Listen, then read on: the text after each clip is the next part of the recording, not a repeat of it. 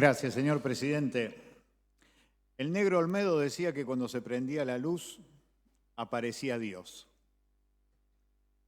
Eso tenía que ver con el piso de la televisión.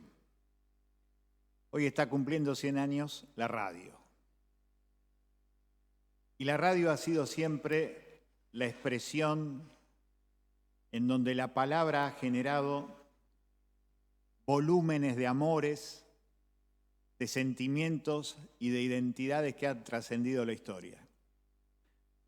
Allá por la década del 30, cuando empezaba el triste ciclo de los golpes militares en la Argentina, la radio no se escuchaba por la cuestión de las noticias. La gente identificó en el radioteatro la mejor manera de sentirse identificada, porque la radio transmitía con el radioteatro todo lo que tenía que ver con el sentimiento y sabía nuestro pueblo que todo lo que se le decía tenía que ver con la censura. Por eso la gente se refugiaba en la radio, porque el radioteatro la hacía imaginar cosas maravillosas del pasado e incluso del futuro. En la década del 40, la radio comenzó a generar individualidades que superaron incluso otros ámbitos. Ahí apareció un uruguayo nacido en Salto, Wimpy, que hacía las crónicas de la ventana y le hablaba a la gente. Y con el gobierno del peronismo se generó otro fenómeno extraordinario, que fue el fenómeno de Mordijito, a través de lo que era Enrique Santos Discépolo, hablándole especialmente a la síntesis de la oposición. Fue en 1953 cuando surgió el primer proyecto de ley de radiodifusión democrático. En aquel momento se estableció que había tres aspectos, tres sectores que merecían el apoyo del Estado para generar producción radiofónica. El sector estatal, el sector privado vinculado al lucro y un tercer sector, el sector social, el sector de las organizaciones sociales. Eso tardó mucho tiempo en instalarse en la historia argentina. Vino el golpe de la fusiladora en el 55 y la radio una vez más viró hacia el territorio de la imaginación. En aquellos momentos se leía también las historias que en los diarios aparecían de grandes escritores que desde lo cotidiano marcaba el momento político de la atención. Todavía había textos que sobrevivían de Roberto Ara, aunque Roberto Ara había piantado a la Pampa de Arriba. Las aguafuertes porteñas se leían en la radio y allí donde estaba la mayor audiencia. La década del 60 ya fue distinta. En la década del 60, con toda la revolución juvenil, trajo además la explosión de las FM. Y aparecieron en Inglaterra, y como aparecieron en Inglaterra se llamaron las FM piratas, las que iban en contra de los gobiernos conservadores y en donde en las FM piratas se encontraba la cosa alternativa, diferente. Cuando llegó la década del 70 aquí, empezaron los fenómenos maravillosos de aquella primavera democrática del 73 al 76, que fueron las radios comunitarias que se abrían en los barrios de la provincia de Santa Fe, de la Argentina. Y cuando vino el terrorismo de Estado y la desaparición de personas, también la radio comenzó a ser la alternativa de algo distinto. Lo que estaba prohibido se escuchaba en algunas frecuencias moduladas que aparecían. En la década del 80 empezábamos a discutir nosotros qué íbamos a hacer con la ley de la dictadura.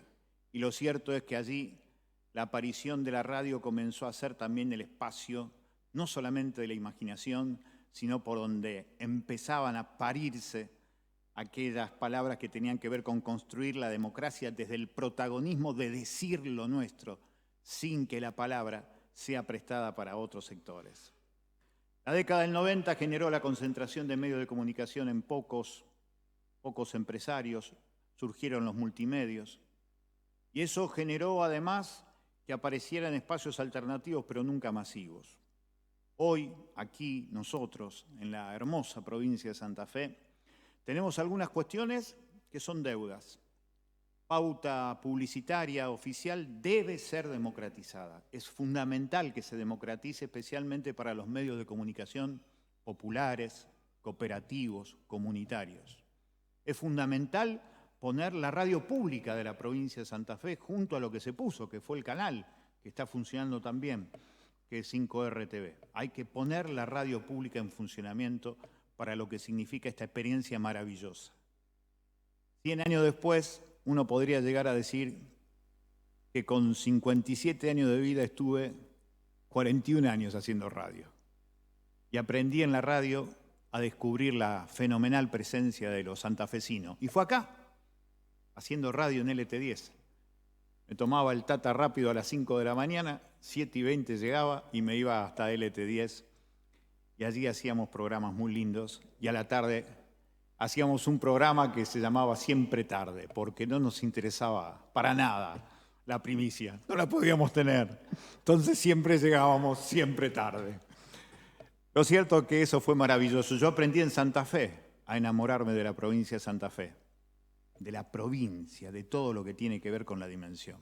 Ahí superé el prejuicio de lo que significa rosarinos santafesinos. Aprendí a amar profundamente a Santa Fe acá, en LT10.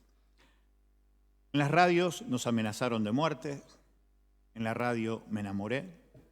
Estaba en la radio cuando nació mi primera hija, estaba en la radio cuando nació mi segunda hija, estaba en la radio cuando piantaron para la pampa de arriba mi mamá y mi papá, porque la radio siempre es ese lugar en donde está esto, la palabra. La palabra es la síntesis de lo humano, y lo humano es el amor, la muerte y el poder. Por eso, 100 años después, feliz cumpleaños a un lugar que expresa la síntesis de esta pelea maravillosa de lo humano, de la palabra, para que el amor, en serio, alguna vez, le gane a la muerte y al poder. Muchas gracias, señor presidente.